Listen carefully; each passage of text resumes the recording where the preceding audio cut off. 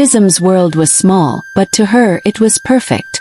Born in the peaceful village of Yumyuk, nestled between the thick green bushes of Imo State, she was the only child of her parents, Motsin Kemjika and Lolo Ifioma.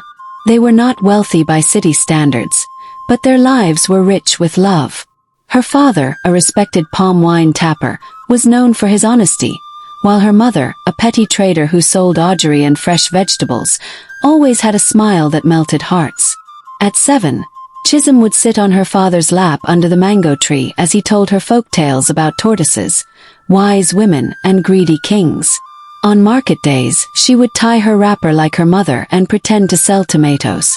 Life was warm, simple, and full of joy. But peace, like the morning dew, does not last forever. The rainy season came early that year. The villagers rejoiced, thinking it was a sign of a bountiful harvest. But it was something else entirely. The local chief had received warnings of bandits moving through neighboring villages, robbing, burning, and killing. But Yumyuk was too quiet, too humble. No one believed it could be a target. That illusion was shattered one cold midnight. Chisom woke to the sound of glass shattering and a loud bang. The air filled with the scent of smoke. Her mother burst into the room, tears in her eyes and blood on her wrapper. "Chisom, get up now. Don't ask questions. Just run." Outside chaos reigned. Houses were burning. Screams split the air. Men with guns and machetes moved like shadows, setting compounds on fire. Her father fought 2 of them with a plank and a knife, shouting for his wife to run. Lolo Ifioma grabbed Chisom and ran toward the bush path. But just before they reached the thick cover of trees, one of the attackers lunged toward Chisom. Lolo shoved her aside, taking the machete strike instead. She screamed, collapsing. Chisom cried out, frozen, until her father arrived and fought the attacker with his bare hands. More attackers came. Motsin Kemjika refused to abandon his daughter. He stood his ground. They both died that night, fighting for her to live. She never forgot the sight of their blood mixing with the muddy earth. She never forgot the pain in her mother's eyes or the final words her father whispered before the attackers cut him down. In the following days, the villagers buried the dead. The compound that once sang with laughter was now silent. Chisom, dazed and hollow, sat beside the graves, not speaking, not crying. The elders called a meeting. She had no siblings, no close relatives in the village. Then came her uncle, Okonkwo, her father's younger brother. "I will take her," he said. "She is my brother's blood. I will raise her in the city. My wife and I will give her a good life." The villagers blessed him. They gave him yams, palm oil, and even the little savings Motsi left behind. Chisom looked up at him with tired eyes. "Will I still see Mama and Papa?" she asked. "No, child," he said with a fake tear.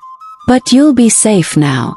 And so, they left Yumyuk, with Chisom sitting quietly in the back of his car, staring at the roads as the village disappeared behind her. A worry was overwhelming. The buildings stood tall. The air smelled of fuel and fried food. People shouted and ran like the world was ending. Chisom was brought into a flat with peeling paint and too many people. Her aunt, Neka, barely looked at her. "That's her," she said. "The one we're now feeding." "No problem." That night, Chisom slept on a mat beside the toilet. No one spoke to her.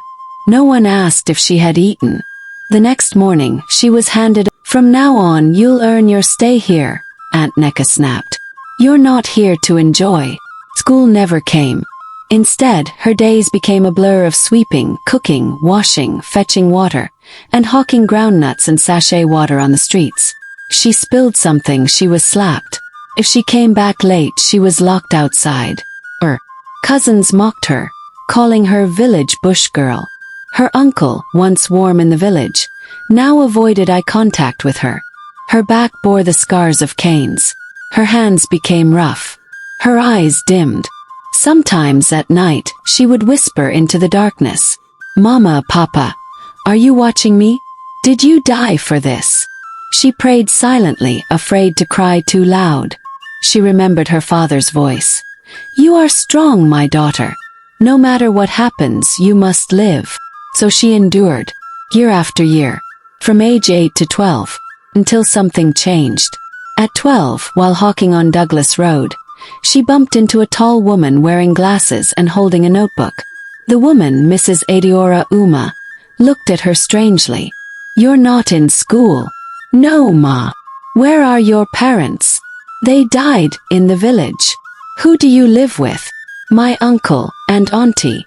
"Do they treat you well?" Chisom hesitated. She looked down. The woman handed her a bottle of water and a meat pie. "I'll be back. Same place. Same time tomorrow." Chisom nodded. And so began weeks of small chats. Adeora asked questions carefully. Chisom opened up little by little. Then one day everything exploded. Chisom returned late from hawking and was accused of stealing money. Her aunt beat her with a hot iron rod. Her skin blistered. The next day Adeora came, but this time with police officers and a social welfare officer. Chisom was rescued from the house screaming and bleeding. Her aunt ranted and shouted. Her uncle begged. But it was too late. A court case was opened.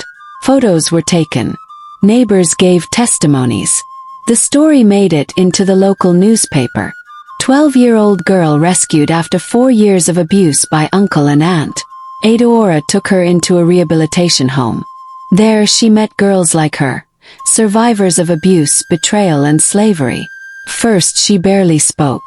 But slowly, through therapy, reading, art and music, she began to bloom again. She started school at 13. She struggled but refused to give up. By 15 she topped her class. By 16 she wrote a poem titled, "I Am Not My Pain," that went viral online. People began to invite her to speak. She told her story on TV, radio, and at youth summits. At 18, she gained admission to study law at the University of Nigeria, Nsukka. She wanted to become a human rights lawyer. At her graduation, she stood at the podium, wearing her wig and gown. Her speech silenced the crowd. "My parents died so I could live. But someone tried to turn that life into a curse. I say this today.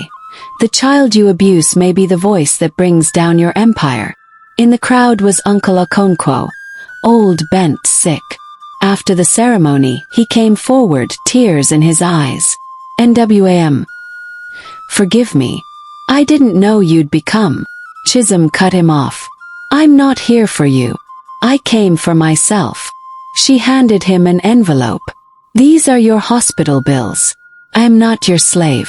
I am a child of destiny." Today, Chisom Kemjika runs a foundation for abused children called Light After Dark. She has rescued over 200 children from abusive homes. Her story is now part of the high school curriculum in her state. Every year, on the anniversary of her parents' death, she sits under a mango tree and speaks to them in prayer. "I lived, Papa. Rose, Mama. And now I help others rise too." End. Bell, this is the gracious voice. If this story moved you, please subscribe, like, and comment below. Let's keep these emotional African stories alive.